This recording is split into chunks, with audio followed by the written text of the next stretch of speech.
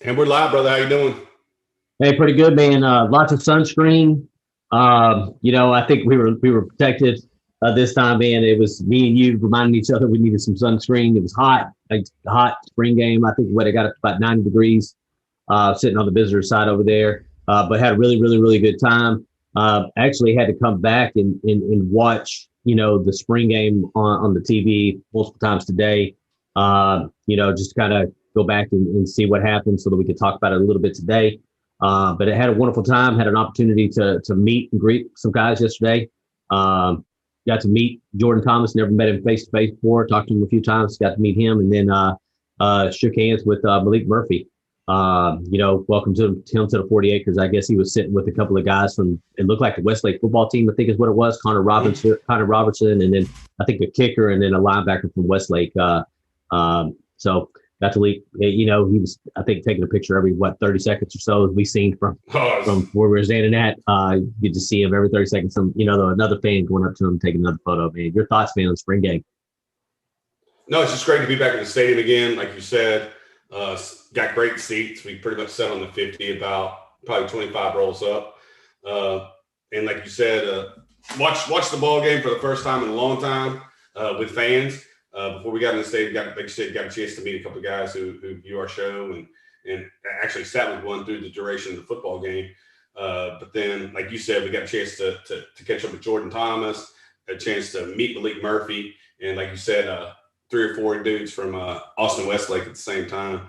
I was just happy to be back in Burnt Orange in the sunshine and watching ball, just hearing pads pop. It was awesome. Yeah. Like I said, it was difficult to tell really, scheme from scheme, really, which you didn't see a lot of. I think majority was vanilla on both the defense and the opposite side of the ball. Obviously, people are going to overreact. Not a lot happening with the offense. Defense didn't really show a lot, and I think it's because it wasn't necessary. I think Jeff Choate was the coach for one side, and I think Kyle Flood was the coach for the other. Coach Sarkisian said he wasn't calling any plays. Just really watching. So from a schematic play calling situation, I think he ended that really quick on a question in the post game, and where they asked him, talking about schemes, talking about play calling, all those other things. He said he just ended it with, two words: spring game, and then he carried on with the next question. So he definitely wasn't going to overreact to this, and I don't think anybody else needs to overreact to this, to the spring game. I know you got some notes here, and I think we're going to go through the notes like one by one, and then we'll obviously talk, in the chat here. So what you got there, man? No, just happy to, like you said, just happy to talk about, ball being played. And you're absolutely right about Steve Sarkisian's, response in the media availability after the football game. He was going to take it with a grain of salt. He just wanted his guys to go out and play loose and play ball. Like you said, they were going to be vanilla with the opposite defensive game plans. He just wanted to see them get after it and have contact and relax. But no, 5-5 is the first topic I want to talk about, meaning Bijan Robinson's performance yesterday. Again, he just picked up where he left off. He's in midseason form. He looks fantastic. And then Deshaun Jameson with the play of the game, in my mind, the 99 to 100-yard pick six, taking it back the other way on an out route to Jordan Whittington that Casey Thompson I felt was a little bit late on. And Deshaun Jameson took advantage of it, took it to the house. Just your thoughts on those two guys. Yeah, obviously Deshaun Jameson, I think going into the season, he's probably going to be that cornerback the quarterback's going to throw at. I think his ability to cover, but his ball skills would scare me more than his ability to cover. You know what I'm saying? If he's in and around he's got hands. He obviously played wide receiver his first year here, and then switch back over to the defense and his return ability. So even when he gets the ball in his hands on an interception, there's always that opportunity to return the ball, return it for a touchdown, which looked really, really easy to him. I think he has an opportunity to be that shutdown corner on that side where quarterbacks don't throw to him. And I think he, if you go back and look at some of his stats last year, he showed that, but it was really, really quiet. Bijan, man, there's not enough, superlatives to really define who he is or what he is as a person and a player, man. Because if you watched We were there after the game, and I promise you this: they had to literally snag him off the field so he would stop signing autographs. They had to snag him to go be on the set, the Longhorn Network post game, because he would have sat there and he probably would have signed every person's autograph that asked him to sign an autograph, and he smiled the entire time. It wasn't like he wasn't bothered by it, man.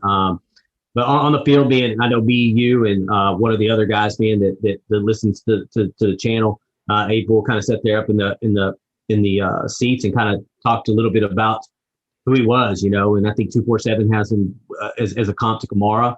But to me, it's a LaDainian Tomlinson like. It's almost Emmitt Smith like, where you get this guy that's able to move, be able to make a move without losing speed, man. And his balance is just it's phenomenal. And I'm gonna tell you what, to me, he's going to be the best running back in the nation. I think bar none. I think that's a foregone conclusion. And he's going to have an opportunity to go on to probably be in the running for the Heisman Trophy. So I think the defense probably sees the best running back they're probably going to see each and every week in Bijan Robinson, which I think gives him a leg up, because Brendan Schooler, who thought he had him in the hole, he makes a move, a quick move, and he's in the end zone. And you could see it on the field when it happened. But number five is going to be number 5, man, and it's just getting the ball to him when you can, as much as you can. So yeah, you were kind of long-winded on that, but I was, man. So, yesterday we were in the sun. He had a long travel, but I asked him the question, and now I'm going to talk my piece. So yeah, he's absolutely right. Deshaun Jameson, being that number 1 cornerback and the guy that you don't want to throw against, coming into the season, for just exactly what he talked about, his ability to play the ball in the air. Clint talked about him being a wide receiver as a freshman and moving to the defensive side of the ball afterwards. But then, goodness gracious, and I feel like he's the leader of the defense, with just DeMarvin Overshown not playing in the spring, and the Joseph Ossais, Caden Stearns, the Chris Browns, and all those guys moving on to the NFL.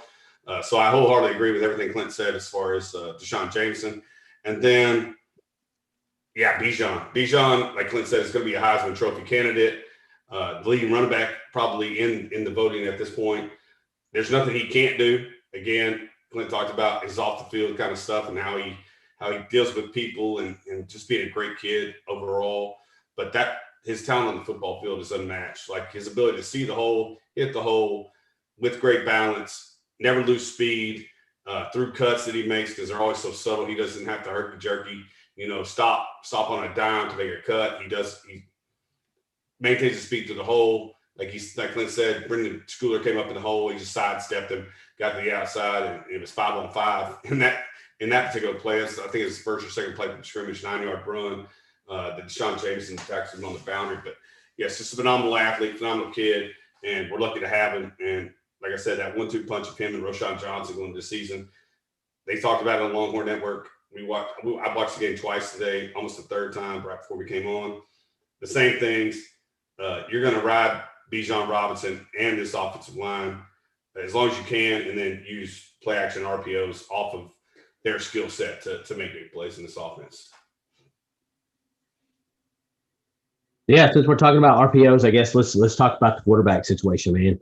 I don't think there's one set themselves apart from the other yesterday. You can see that when it comes to poise in the pocket, I think Casey Thompson, because of the number of years he's been in the program, shows a little bit more poise in the pocket when it breaks down. But Hudson Card, man, can throw that ball on a dime to these receivers, man. That ball that he threw to Marcus Washington, he never made a break, and then if you talk to, obviously listen to Steve Sarkisian, he said he was supposed to break to the inside, but he actually broke to the outside. But he had thrown that ball way before he had even broke, which is phenomenal, man. And I think his arm talent is just it is what it is. When you're the number 40 ranked, recruit in the nation in the 2020 class, Number two, dual threat quarterback. There's a reason you are that high up there. I just think that as they continue to grow, we'll see how it works itself out, man. I'm glad. Really, I'm happy that they didn't really set themselves apart. You know, it'd been nice for one of them to come out there and show out, but I think to have a quarterback competition going through the summer and into the fall, I think it's a big deal, man. I think it's going to continue to guys get really push these guys moving forward. So yeah, and we talked about that in our pregame preview, essentially that Casey was going to get a look with the ones, Hudson was going to get a look with the twos. We would like to see Hudson get a little bit of look with the ones, the one offensive line, the one receivers. But plays that stood out in my mind were the 63 rushing yards that Casey was able to get. Again, it's a spring game. You don't know how he would have been tackled or if he'd have broke for longer yardage or shorter yards, but 63 yards rushing, and then the throw over the middle, the post route that he hit Joshua Moore as Josh Moore was going to the ground, lost the football. If he gets that touchdown, adds to his yardage, adds to his completion percentage, throws a touchdown on his books, and then, like you said, Hudson Card's ability to see and make throws inside the pocket that he made, like you said, to Marcus Washington before he made the cut, to have the mentality to make that throw because he wasn't open when he threw the football, but to know he was going to be there and complete that ball, that's, like you said, that's the look of a number 40 ranked kid, a number 2 ranked dual threat quarterback coming out of that class in 2020. That's the kind of place that you see out of those kind of guys. So yeah, they didn't set themselves apart. We're going to the fall with a quarterback competition, and they both had really good plays yesterday. They could, that helped the football team. Yeah, I think you would have some of those sacks, man. I think both of them probably would have took off, out of the pocket. And probably ran for more yards versus having those sacks. I think they had a total of 9 sacks yesterday. The defense did. I think some of those sacks probably would have been, run, quarterback runs and stuff, scrambles for a couple of yards. Both these guys are athletic. It's crazy because you'll hear, I've heard multiple times, Hudson Card's a pro set quarterback and in Casey Thompson's more the athletic guy. I think they're both athletic. You know what I'm saying? Hudson Card played wide receiver for Lake Travis prior to becoming their quarterback. So it's one of these things that I think they're both athletic. I think they can both move outside the pocket. I think they can both probably extend plays, which is important. We'll see where it goes from here, man. But I guess talking about, sacks, move on to the offensive line a little bit. What do you think about the offensive line? I thought they played, and somebody talked about this during the commentary of the game when I watched it today. I think it was Sam Acho was talking about how they played as a unit. And I did see that. Like I said, it's hard to judge in the spring game what, like you just said, equals a sack or a tackle for a loss or this or that and the other. But I thought they played really, really well. That first unit played well. I was surprised to see Hayden Connor as early as we did. But he got a lot of run with the first team. But I really thought they played well in spurts. But again, you got guys like Jones, Ajomo, Broughton, and Dorba who made plays yesterday on the defensive line. So, like I said, to lose is to win on the other side. I thought they played pretty well. Like I said, the commentator Sam Acho talked about them playing as a unit, and he looked really good to begin with. But yeah, as far as their grade, I would give them probably a B at this point, from what I thought they were going to be for their spring game performance. To me, obviously the first drive and moving forward, man, obviously run blocking is obviously going to be important, man. I think the run blocking was definitely there. Yeah, you could see them. You could see Jake Matrix pushing Keandre Covert. Off the line of scrimmage. You could actually see them doing really, really good in run blocking. I think my concern right now is probably that pass rush. But how many defensive lines are you going to face at the caliber that you're facing right now in practice? And if you're in some of these guys who aren't playing, Sweat's not playing. To me, Alfred Collins really didn't flash much yesterday. And I'm not sure why that is. I think it may be a confidence thing. And I think when they talk to Pete Kwiatkowski, I think he says the same thing. He needs to understand how good he is, and he needs to play to that caliber of athlete. But he didn't really flash very much yesterday. But From an offensive line standpoint, I think it's going to be a mix and match. We'll kind of see where Derek Kerstetter, where I think we were surprised, just like everybody else when we seen. I was like, damn, is that Derek Kerstetter out there? Playing center with obviously snapping the ball back to the third string quarterback. I think it was Charles Wright. But that to me was surprising. So we'll kind of see where he fits in that puzzle as well moving forward. But I think moving forward, I think pass blocking is probably going to be the thing they probably work on the most moving forward because I think they'll pick it up as far as run blocks go. There's a lot of a lot of really they got away from the running scheme. It looks a little different. There's a lot of pulling techniques from the linemen as well. You didn't see that a lot under the other regime. There's a lot of pulling that's going on, which is important. But really, really excited about where we're at. I think with you, man, I'm probably a B, probably a C when you're probably looking at the pass blocking because of all the sacks you gave up. But when you're looking at run blocking, I'd probably give them somewhere probably a B+, man, especially when you got Bijan behind you, Roshan. And so Roshan, man, and I totally agree. No, just totally agree. The fact that, again, Albert Collins didn't show. Somebody asked us if he's run the seconds. I noticed that early on in the game. I told Clint I think Albert's with the seconds. But, again, with the production of Coburn and Ojomo and their experience, I'm not surprised that he was running the seconds, but surprised that he didn't make plays yesterday that we know he's capable of making. And, again, I don't know what it is. Confidence, spring ball. It's a little bit different, a new system, getting used to a new system. But guys that flashed on the defensive side were the guys I just mentioned, Jacoby Jones, Warren Jomo, Prince Storm made plays, Vernon Broughton made plays. So good to see all those guys getting after it. But what was your thought? What was your question?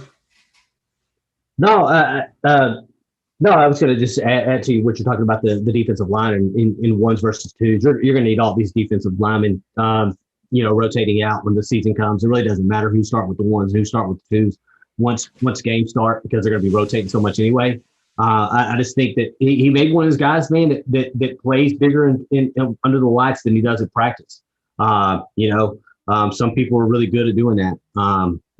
Better game day players than they are practice players. It may be the case, but so I really don't think it matters who's running with the ones and twos as far as the defensive line goes. It's good that you have more Ojomo showing up and doing what he's doing and flashing the way he's flashing next to Keandre. You got something to add, Drew?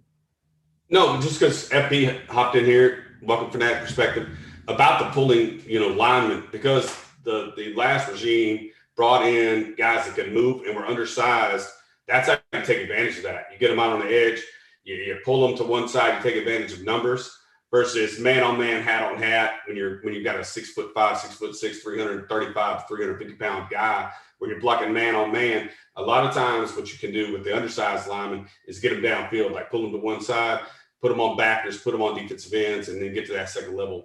So they're just they're seeing what they have to work with and probably utilizing the scheme that best fits the talent around them, which is what we said since they've come onto campus. Is they're gonna understand who they have and what their strengths are, and they're going to utilize their strengths. But I'd have to go back and watch Steve's, and Kyle Flood's offensive lines in the past. But knowing the group that they have and their ability to run and the fact that they're a little bit lighter than what they're used to at Alabama, I think that's why they're using a pull game. And again, it's a spring game. You don't know what the offense is going to look like in the fall compared to what you saw yesterday. But yeah, just my thoughts. Yeah, I think it was just more you've seen in past, in the past you've seen a lot of zone blocking schemes, like zone blocking.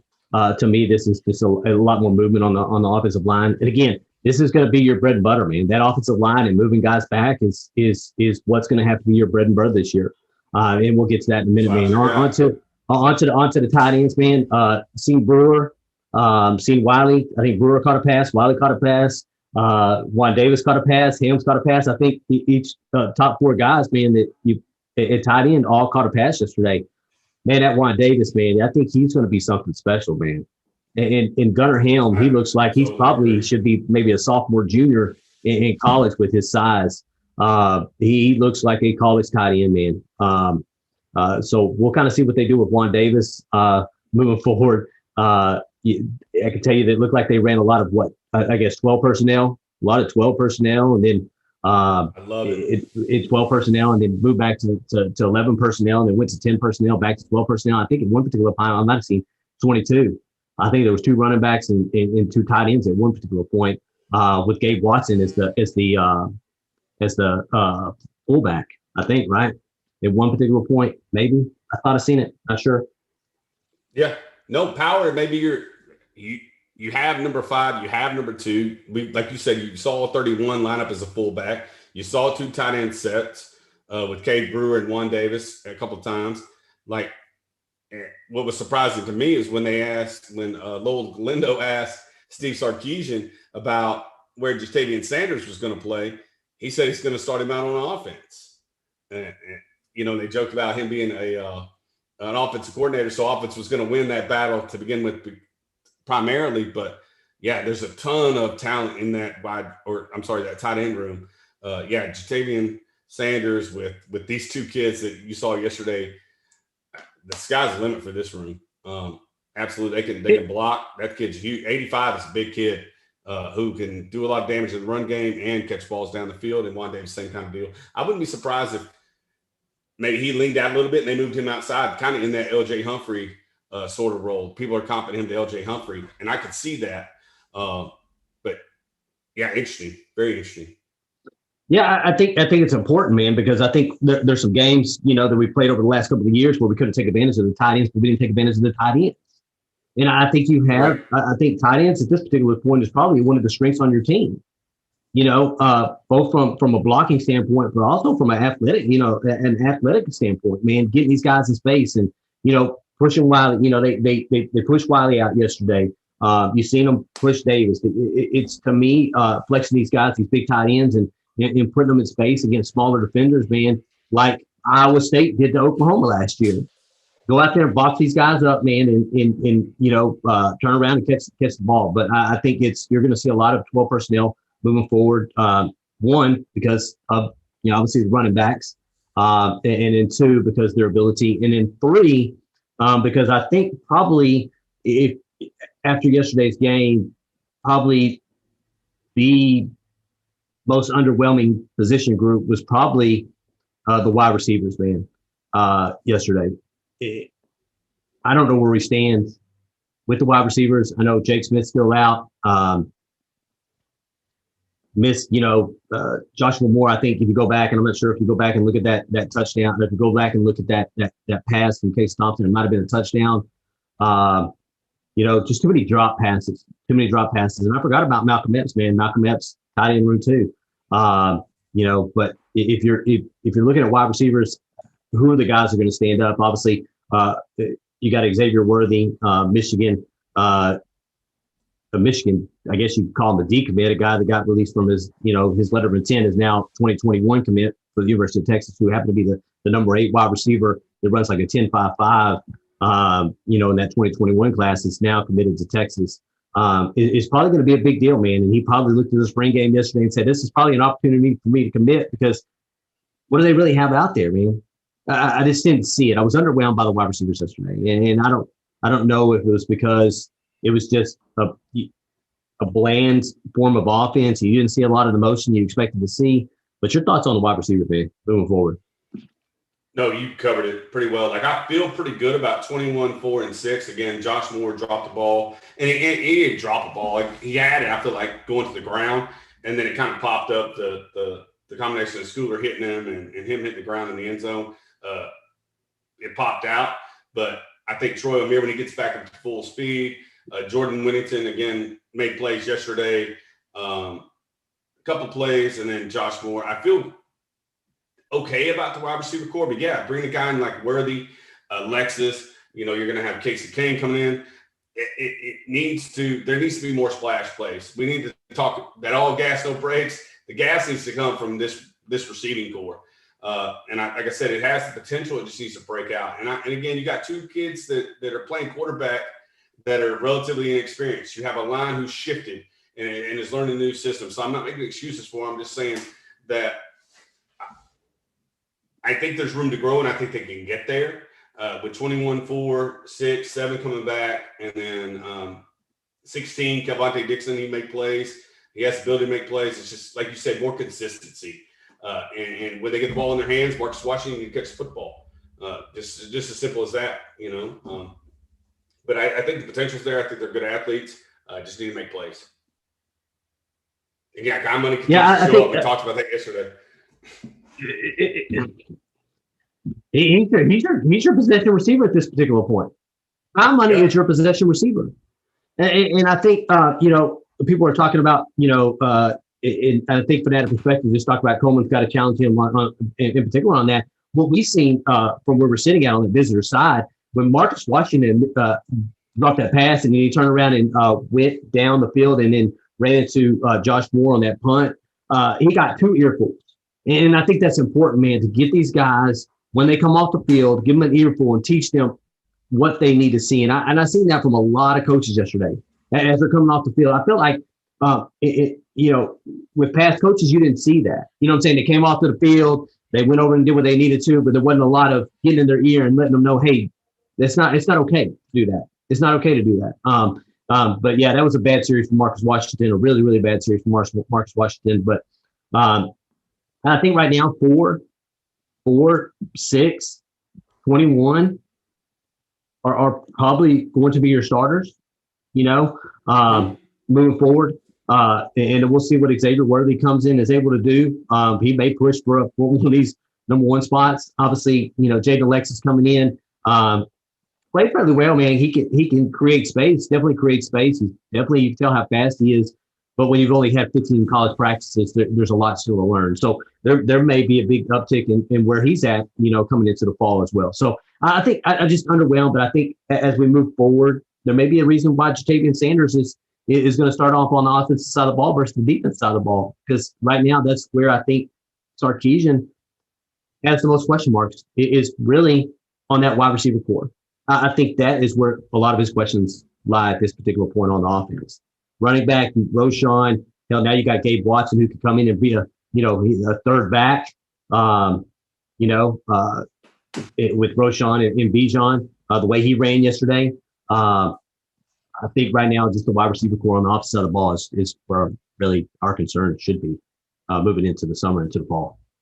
So no, when you're right on with the coaching coming off the field with Marcus Washington, you saw Andre Coleman talk to him initially about the drop. Then he came off the field. Then they called him back on the field to be the gunner, which he wasn't on the field at the time. You see him run on late. They were chewing him out. And then he runs into the kick returner, Josh Moore, or punt returner, Josh Moore. And then he gets it from Kyle Flood. And then again, they're working on coaching them up on technique, being aware, knowing what you're supposed to be doing. And then at the same time, like you say, they're holding him accountable. And then he came back later in the game, caught the touchdown pass. So good and bad. Again, I think that's spring ball. I think that's what it's about. You're learning a new system. You're learning new responsibilities. You're learning a new coaching staff. You just got to have your head on a swivel, be aware, and try to pick up the playbook as fast as you possibly can and make plays when they come to you. But yeah, he definitely got it in good and in bad yesterday.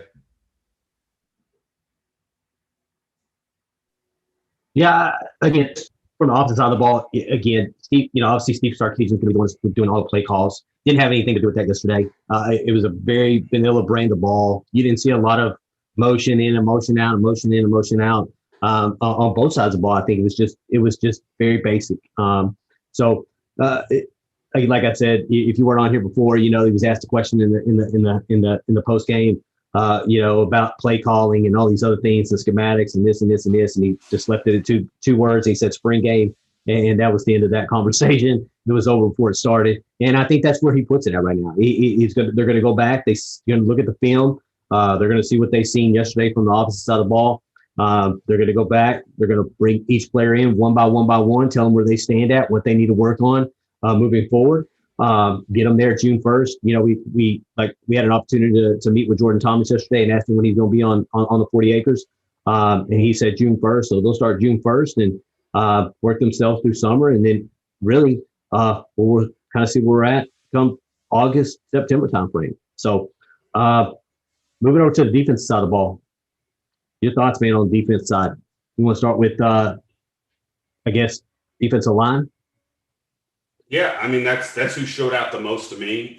Again, I kind of chronicled this a couple times, but yeah, Jacoby Jones, uh, Moro Jomo, Ray Thornton.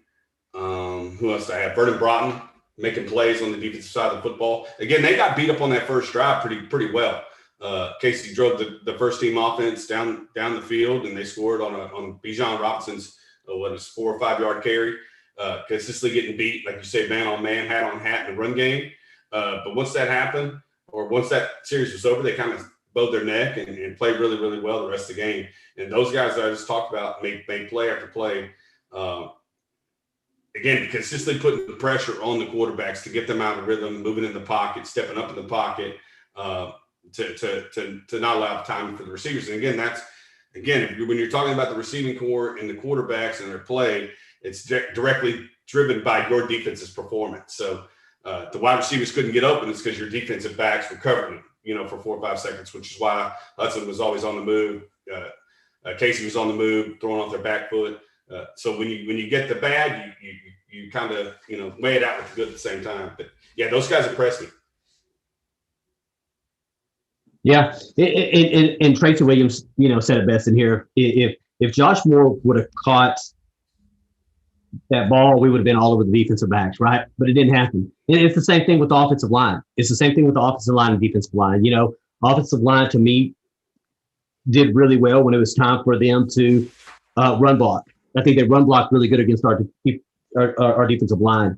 But when it was time to throw the ball, I think that's where the defensive line took advantage of the offensive line. So I think both of them have something to work on as they move forward. One, probably the defense when it comes to which, is crazy because that's probably what we did best last year was defend the run the best, from a defensive line standpoint.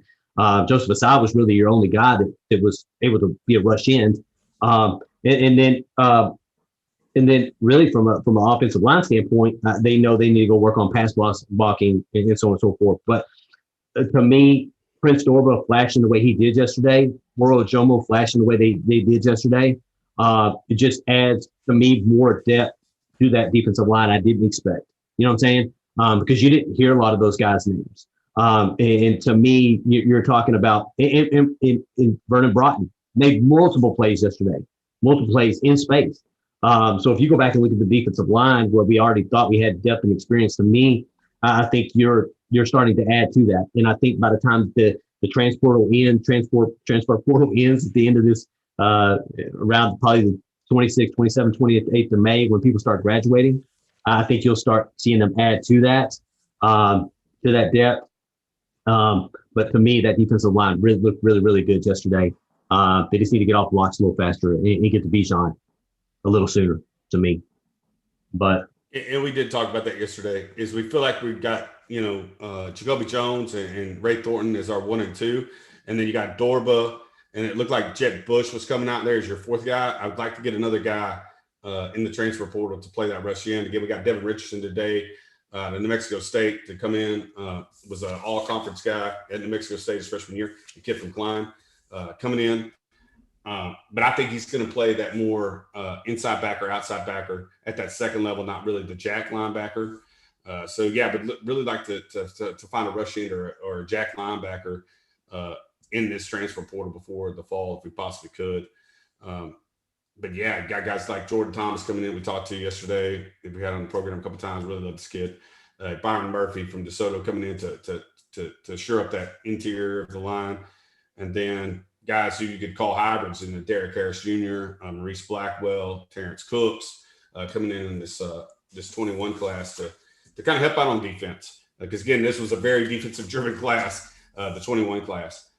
So all your guys coming in the fall are pretty much on that side of the ball.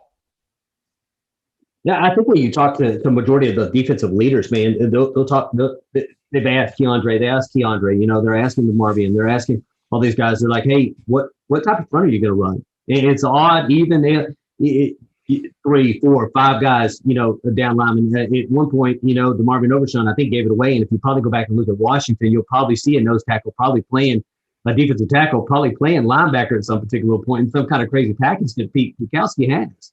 And I think that's what you're Yeah, going you to see. saw It's going none to of be that yesterday. multiple fronts. Right. And I think Keandre said it best, man. He said, we've worked in odd fronts. We've worked in even fronts, going from, a Todd Orlando defense to a Chris Ash defense, that they know how to work and even in odd man front, but he's going to put them in positions to be one-on-one with linemen so that they can make plays. And I think that's what you're going to see. I don't think you've seen a lot of it yesterday. I did look at some particular points that you had 5 guys around the line of scrimmage, and then you had 4 guys around the line of scrimmage, and then you had 3 guys around the line of scrimmage. I think you'll consistently see that moving forward. But Ray Thornton, man, I was looking for number 46 yesterday, and I just, because what you hear coming out of spring ball with him moving forward, I really didn't see a lot of flash yesterday. But again, it's a spring game. Jacoby Jones, he shows up, and he's been doing it since last year. On the other end with Joseph Asai. So I think we're looking pretty good at the rush in positions, but it's also nice to get pressure from the defensive tackles up the middle when you're talking about doing pressure the quarterback. Linebackers, man. Linebackers. Your thoughts on linebackers yesterday? Again, got taken advantage of in the run game. Got the lineman were able to get to the second level, put hat on a hat. I'd have to go back and watch the film probably a third or fourth time to really focus on their position group. Didn't see any overwhelming mistakes from the linebackers, other than getting blocked in that first couple of series when the run game really established itself. Just my thoughts on the linebacker core. Again, this is a group that I feel like the coaches feel that we need to shore up and get more players in here. That's why you see Devin Richardson coming in. But I didn't see any overwhelming mistakes, but I didn't see a whole lot of flash plays either from that group. But again, there's not a whole lot of blitzing, not a whole lot of exotic stuff happening in the defense in the spring game. I'm going to say the same thing, man. I'm going to say quiet. I'm going to say linebackers really, really quiet.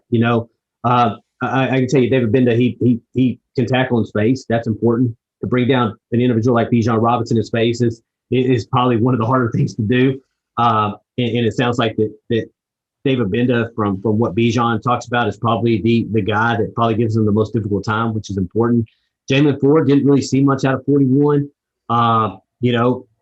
But I don't know if that's a bad thing. I don't know if that's a bad thing or a good thing at this particular point. But like you said, there's not a lot of exotic things going on with the defense.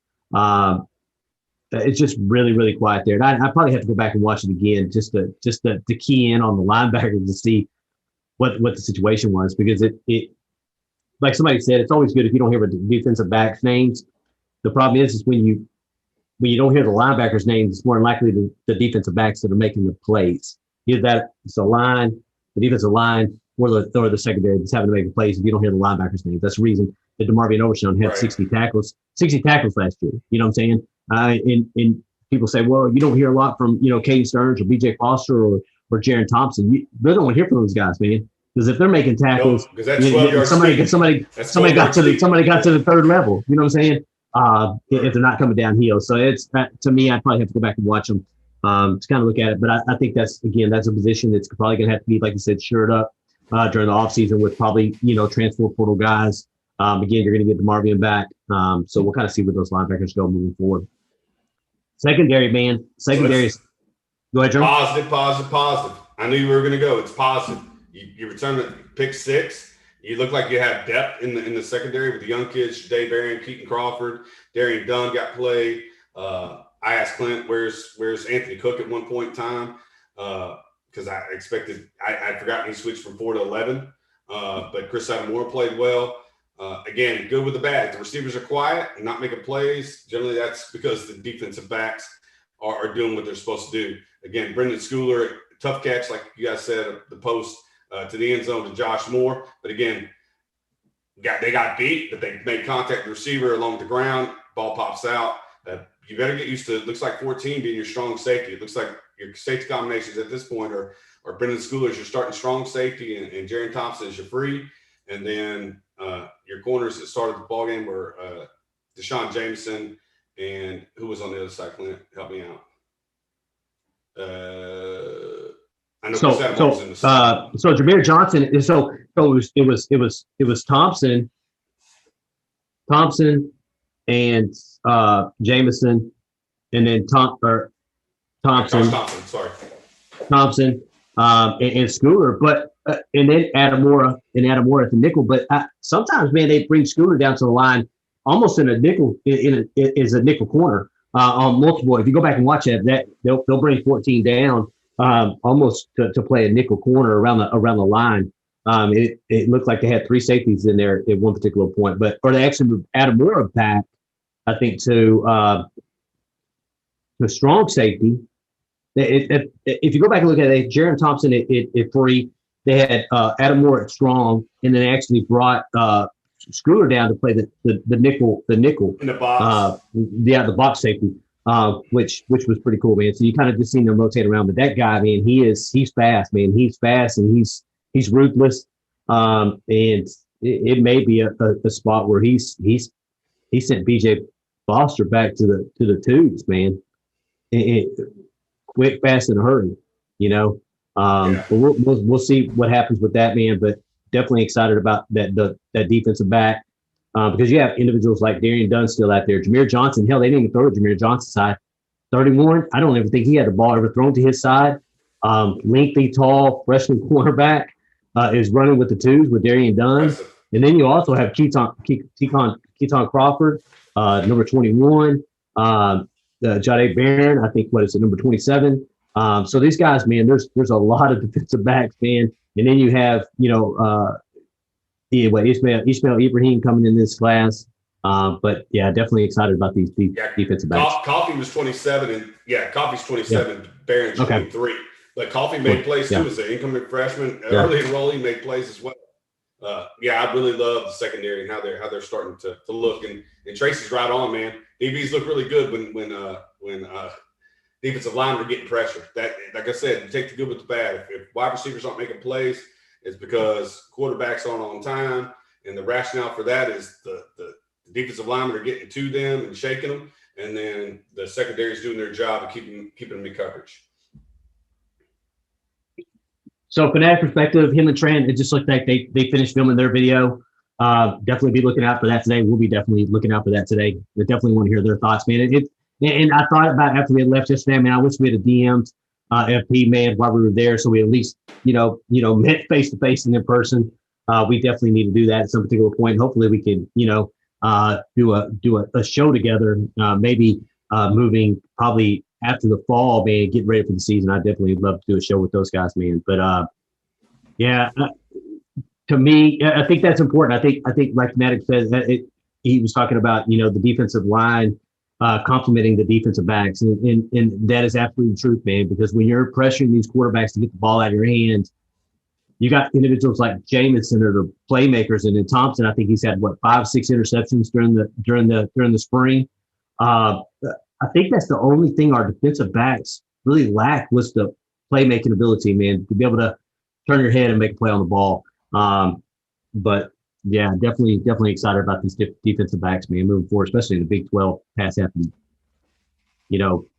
league. So. Yeah. Again, I just said it. Defensive football is complementary football. Yeah. Defensive lineman get pressure, allows the quarterback to not have time and then to get through his route tree. And again, we heard Sark screaming that. We were pretty close.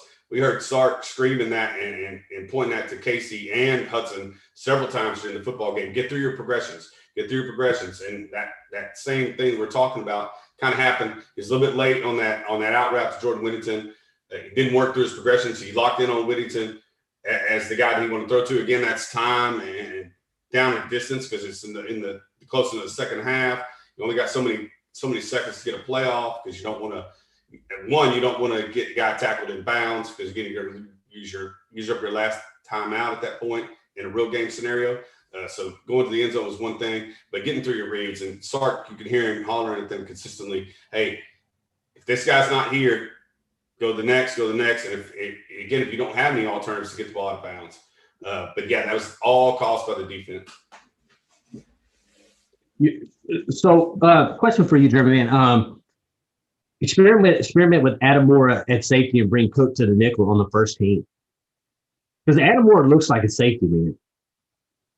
Yeah, he had a club on his hand too. Yeah, he I don't know what happened with his hand, but he had that cast on his hand. He does have a safety body. But Schooler's going to have to get my best 5 on the field. I don't know if that's addition by subtraction. I'd have to go back and look. But yeah, I mean, I would be opposed to dropping him to strong safety. And then having Cook as your nickel corner. That's a pretty good 5. But Thompson, just Jameson, Anthony Cook, Chris Adamora, and who would be Jerry Thompson as your 5 guys. Jerry Thompson. And a nickel would be good. But is that an upgrade from where you're at? Is the Cook to Adamora discrepancy bigger than what would be Adamora to Schooler discrepancy? That's a coach rep by rep, game by game analysis that they're going to have to do. I think it's a good problem to have at this particular point. Obviously, knock on wood, I think the biggest thing that came out of spring game, it didn't sound like there was any more injuries than what they already had going into the spring game. That's huge, moving forward. So that's definitely a good problem to have when you have, enough defensive backs that you could probably start. I think me and Jeremy actually talked about that yesterday, and I think my major concern, and this is just recruiting moving forward, and when you look at the Ohio States, you look at the Clemsons, you look at the Alabamas, is that how do your 2s match up with your 1s? You know what I'm saying? Are they just as good as your 1s? And I think it's some of our positions, I think we're there. But at other positions, if you look at the defensive line, I think we're pretty close to being there. And I think if you look at the defensive backs, we're pretty close to being there. Running backs, pretty close to being there. So we could probably go through those, and it's something, maybe the show that we have, but I think it's important because if you're having to play your 1s versus your 1s, you want your 2s to almost be just as good as your 1s, because that creates championship caliber football. So we talked about this on a previous show. Mm-hmm. Yeah, we talked about this on a previous show, how great it's going to be when you're talking about, in this particular scenario, it was Tyler Owens, your third best, what we felt was your third best safety, but it looks like now with Schooler and Jaron Thompson being your 1 and 2, BJ Foster being your third, you're talking about the fourth best safety on your roster. And at a point, do you move him down to linebacker to create depth there, which you feel is a place you need it? But yeah, that's the conversations you want to have. You want to be talking about your 4th best safety being as good as your 1 or 2 and pushing them. And that's what a meritocracy is all about. It is just what you're talking about. It's, hey, let's have these discussions. Andre Ware, I think, was the guy that said it yesterday. Alabama doesn't have a problem with the transfer portal because they know you got pros backing up pros, and they know all they need is a year in that system with that talent and that coaching staff and that conference to be able to show what they need to show on tape to get them drafted. So yeah, it's not a bad place to be when you're talking about your 3rd and 4th best guys having the ability to compete with your 1s and 2s. And my man Jordan Thomas just showed up. So questions, man. He did. Yeah. He said he's gonna be on here today, man. Hey, appreciate it, man. Hook 'em, brother. Hey, thanks for meeting with us yesterday. Nice conversation with you. I know you're excited to get on the 40 acres here on June 1st, man. He was actually, I think we maybe interrupted him a little bit. He was doing some he was going through the plays in his head, middle reps yesterday. You talking about, obviously getting this, the offensive line's hands off of you as soon as possible and trying to make plays, man. So it's definitely nice meeting with you yesterday. Appreciate you spending some time with us, man. And we'll see you here in the near future. Tracy Williams, man, he said plus or minus 17 sacks. We had 17 sacks last year in the 2020. It's plus or minus 17 sacks with this defense. Plus. I'm going upwards maybe 30 sacks, man. I think it's a possibility. I think we can double. I think it's possible to double what we had last year as far as sacks go. And I think that's a lot, but I was on 25. You're on 25? Yeah. I would say probably somewhere between 25 and 30 sacks, man, is possible. I think just the dynamics of his PK's defense, man, and the fronts that he has and the way that I think our defensive backs can play these wide receivers.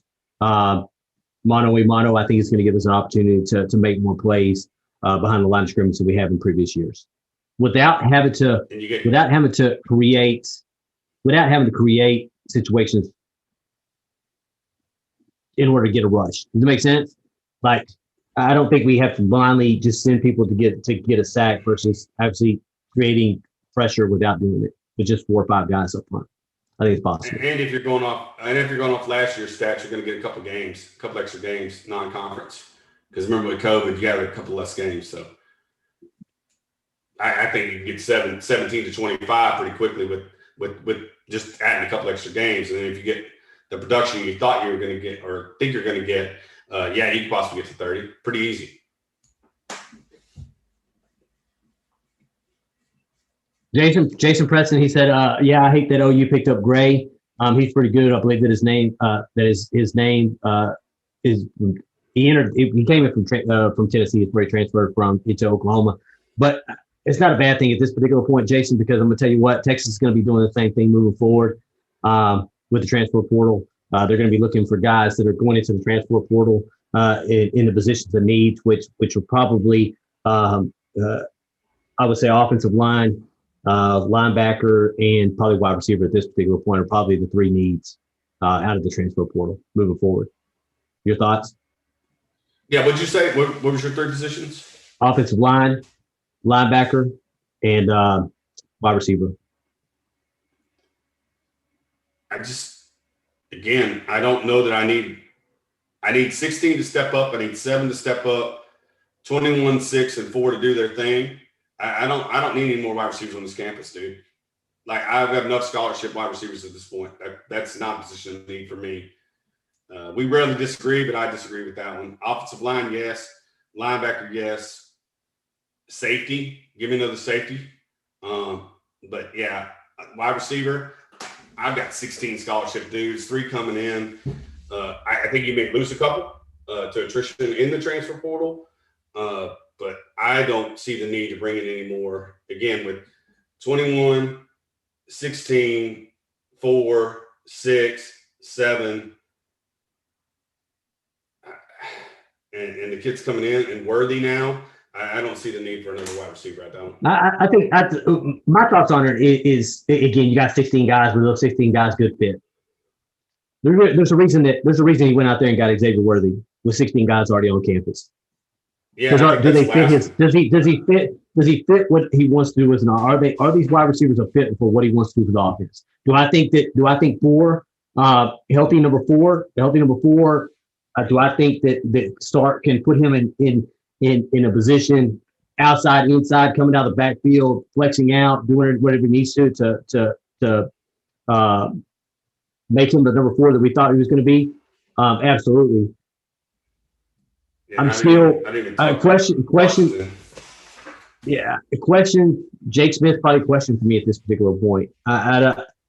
He flashes every once in a while across the. My thing is, are you going to bring a guy that's better than Marcus Washington and Jake Smith?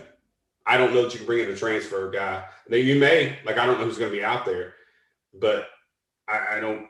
Those are, again, Under Armour All-Americans who played under Tom Herman.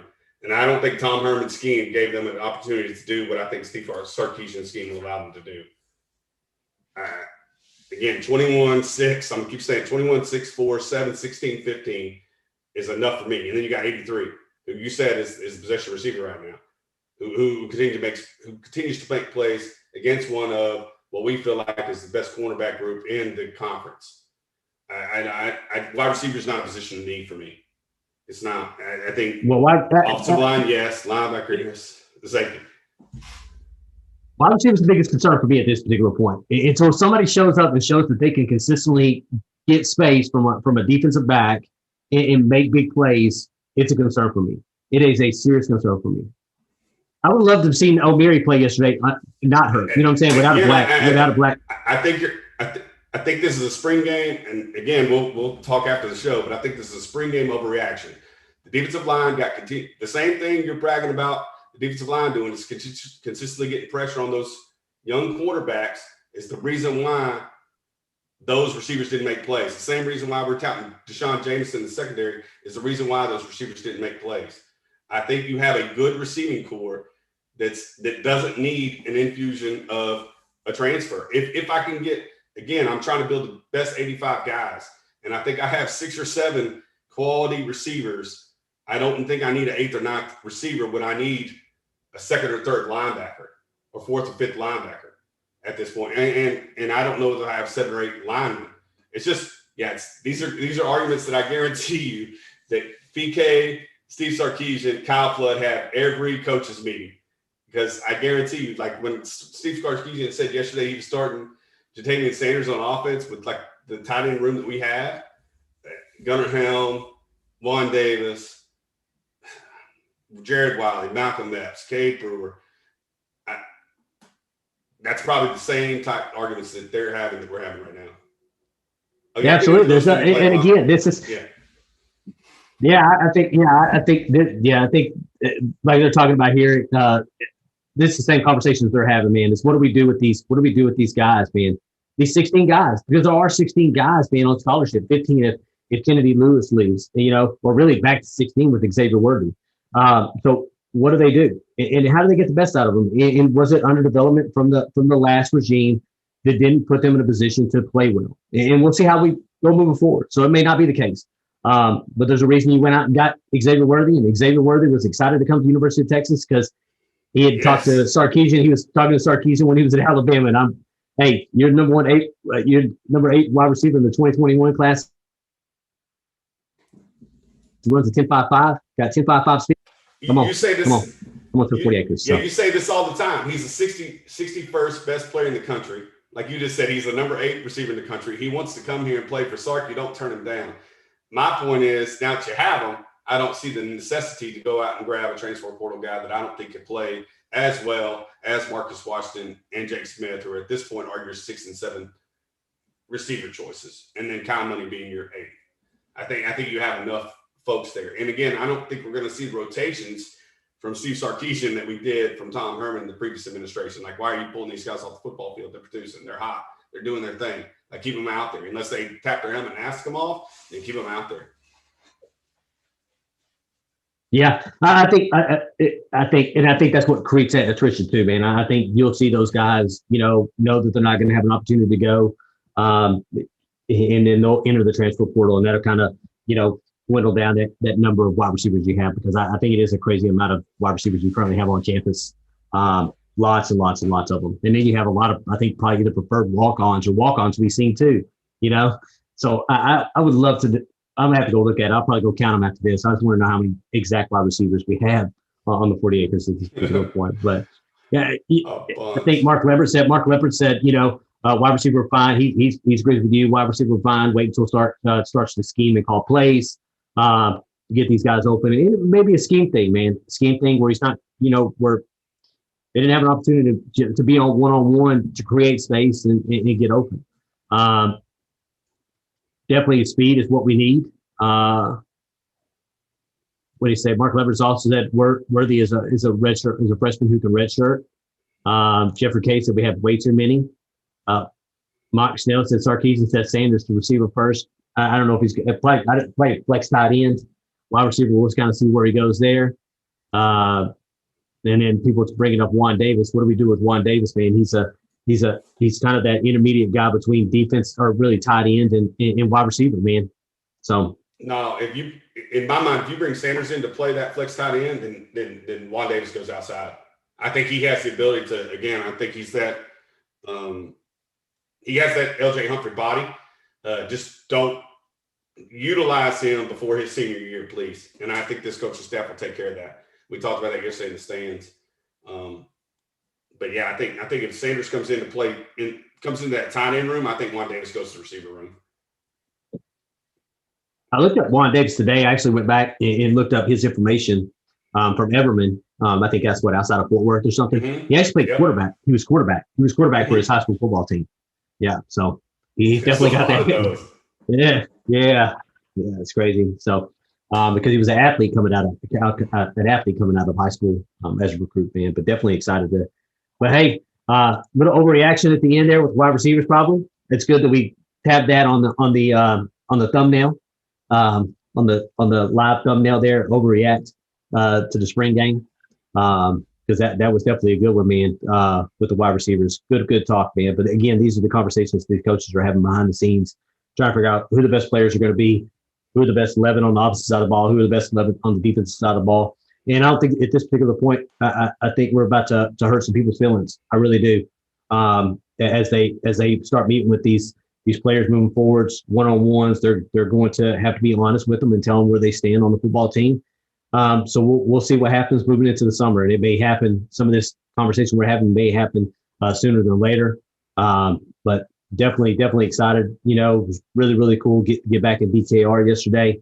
As hot as it was, plenty of sunscreen. I think we're going to go SPF probably 50, 60, 70 next time. But your thoughts, man, to close it out. Abel, who was on here, he said next time I'm next, because I had asked him. And he said he made it back. He sat with us during the game, Abel 318. Made it back to Ruston. Next time accepting the sunscreen. Because I asked him. I'd look over at him and say, hey, man, you want some sunscreen? He said no. And you could see him just like turning his shade. And then somebody asked us, yes, we did get a chance to meet Malik Murphy yesterday. Outstanding young man. Like Clint said, he was sitting with half of Austin Westlake's roster up there in the stands in the end zone. Very classy young kid. Excited to get to the 40 acres. Said I don't brag about myself, sir. You know, because I told him what I saw on film, and he said I don't talk about myself like that. But outstanding young man. Didn't get a chance to meet any other prospects, but again, in COVID, you know, you're keeping that social distancing. Folks aren't coming up to see you, even though we flashed where we were. Folks didn't come and meet with us. Like Jordan flashed the picture where we were, and we went down and met with him for a couple of minutes. But like you said, it's just phenomenal being back in the stadium for the first time in a while. Yeah, it was hot. It was sunny, but really enjoyed it.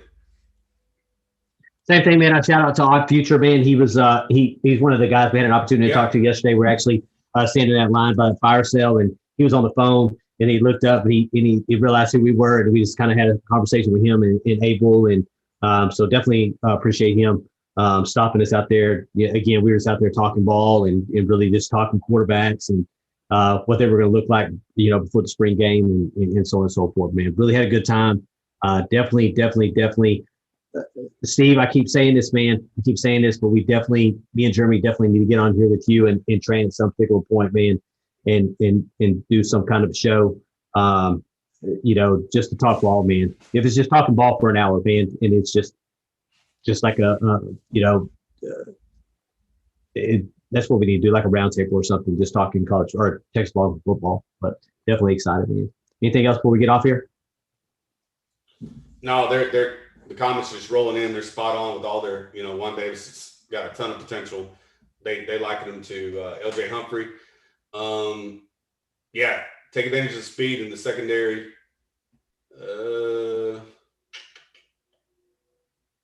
No, brother, I think we covered it. Again, I'm just excited. Got to see the guys in pads getting after it again. Exciting. Again, 2 kids added to the program this weekend. The kid from Arizona, the defensive end or defensive lineman, didn't commit that we thought was going to commit. But got 2 new kids in the program, and Xavier Worthy and Devin Richardson. So welcome those guys. Please hit that like button. Please hit that subscribe button if you haven't at this point.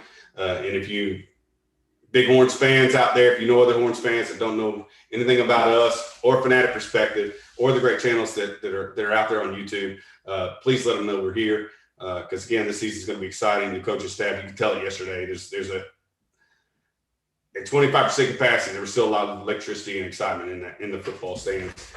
Just ready to get after it. Oh yeah, it was. Yep. So, all right, appreciate you listening as always. You can follow us on Twitter at Texas Football Talk, on Instagram at Texas Football Talk, and on Facebook at Texas Football Talk. We appreciate you listening as always. Please hit that like button. If you have not hit that like button, we really appreciate it. If you have not hit that subscribe button, please hit that subscribe button. Y'all have a wonderful week, and we'll see you later. Welcome.